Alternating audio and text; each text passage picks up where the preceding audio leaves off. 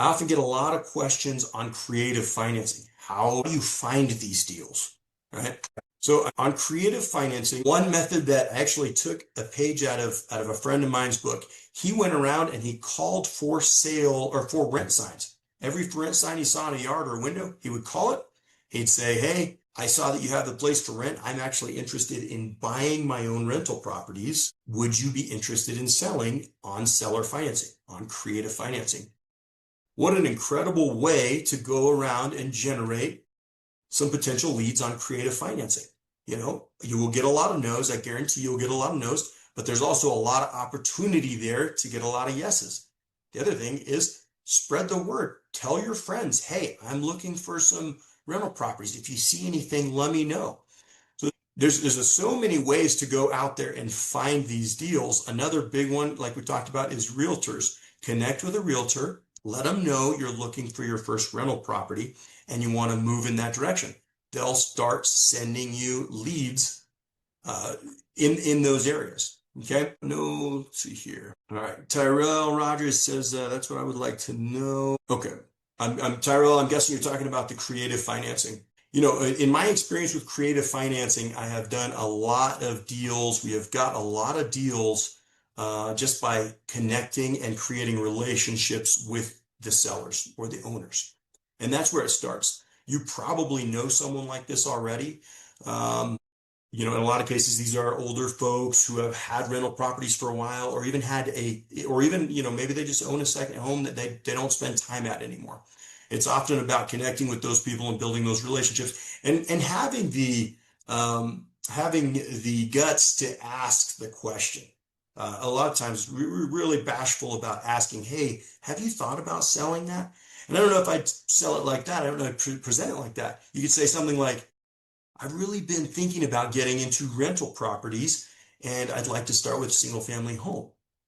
Have you thought about selling that home that you have, that extra home or that rental property that you have? In a lot of cases, these can lead to a bigger conversation. In a lot of cases, these can lead to a really, really great seller financing opportunity.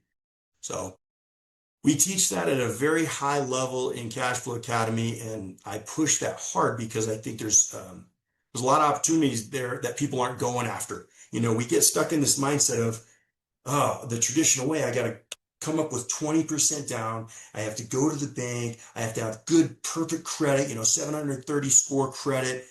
There's a lot of other ways that we can get into these deals that don't require that. The other one is an FHA. FHA loan will allow you to put 3.5% down.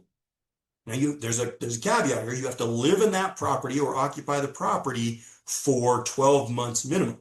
So I think these are better on duplexes or fourplexes where you can live in one unit while you rent the other ones out. That's often referred to as house hacking. But yeah, there's the FHA loan where you're bringing 3.5% as opposed to 20% as an investment loan. There's other ways to fund these like private money.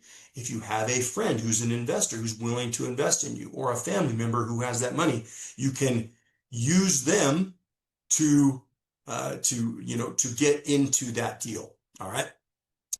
So people always say two things. They say there's not enough deals. I can't find the deals, right? I can't find the deals. And I tell them this, there are more deals out there than you can imagine. You just got to know where to look for them.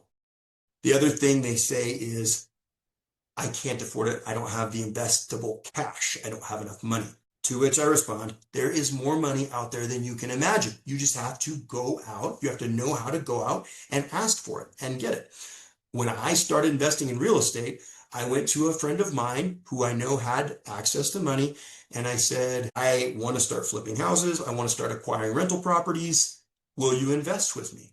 And we talked a little bit about it and how it would work. And he said, let's do it. To this day, we still partner on huge deals.